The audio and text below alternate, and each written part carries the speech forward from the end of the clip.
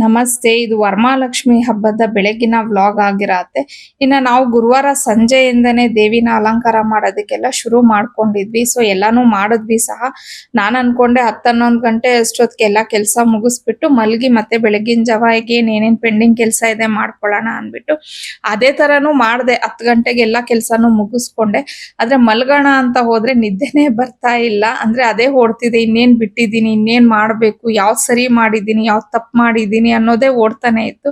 ಅಂದ್ರೆ ನಾವು ಗೃಹಿಣಿಯರೇ ಈ ತರ ಅಂತ ಹೇಳಿ ಅನ್ಕೊಂತೀನಿ. ಮನೆಗಳಲ್ಲಿ ಏನಾದ್ರೂ ಹಬ್ಬ ಇರ್ಲಿ, ಇಲ್ಲ ಯಾವ್ದಾದ್ರು ಒಂದು ಫಂಕ್ಷನ್ ಇದ್ರೆ ನಮಗ್ ನಿದ್ದೆನೆ ಬರೋದಿಲ್ಲ. ತಲೆಯಲ್ಲಿ ಅದೇ ಇರತ್ತೆ, ಅಯ್ಯೋ ಏನಾದ್ರೂ ಮರ್ತ್ ಬಿಟ್ಟಿದ್ದೀನಾ, ಏನಾದ್ರೂ ತಪ್ಪು ಮಾಡಿದೀನಾ, ಇನ್ನೇನಾದ್ರೂ ಮಾಡ್ಬೇಕಾಗಿರೋದು ಉಳ್ಕೊಂಡಿದ್ಯಾ, ಬೆಳಿಗ್ಗೆ ನಾವ್ ಅನ್ಕೊಂಡಿದ್ದ ಟೈಮ್ಗೆ ಎಲ್ಲಾ ಕೆಲ್ಸಗಳು ಆಗತ್ತಾ ಅನ್ನೋದು 108 ಕ್ವಶನ್ಸ್ ನಮ್ ತಲೆಯಲ್ಲಿ ಇದ್ದೇ ಇರುತ್ತೆ ಅಲ್ವಾ. ಸೇಮ್ ನನ್ಗೂ ಅದೇ ತರ ಆಯ್ತು.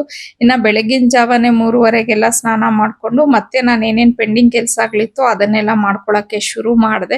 ಮಕ್ಕಳು ಸಹ ಬೇಗನೆ ಎದ್ದು ನನ್ಗೆ ಹೆಲ್ಪ್ ಮಾಡಕ್ಕೆ ಸ್ಟಾರ್ಟ್ ಮಾಡಿದ್ರು. ಎಲ್ಲ ಅಲಂಕಾರನು ಮಾಡ್ಬಿಟ್ಟಿದ್ವಿ, ಆದ್ರೆ ಡೆಕೋರೇಷನ್ ಫ್ಲವರ್ಸ್ ತಂದಿದ್ವಲ್ಲ ಅದೊಂದನ್ನ ಮಾತ್ರ ಮಕ್ಕಳು ನನ್ಗೆ ಹೆಲ್ಪ್ ಮಾಡ್ಕೊಟ್ರು. ಸೊ ಆಮೇಲೆ ನಾನು ಬೇರೆ ಕೆಲ್ಸಗಳನ್ನೆಲ್ಲ ಮಾಡ್ಕೊಂತಿದ್ದೆ. ನಾವ್ ಅನ್ಕೊಂಡಿದ್ದ ಟೈಮ್ ಕರೆಕ್ಟ್ ಆಗಿನೂ ಪೂಜೆನೂ ಸಹ ಮಾಡಿದ್ವಿ.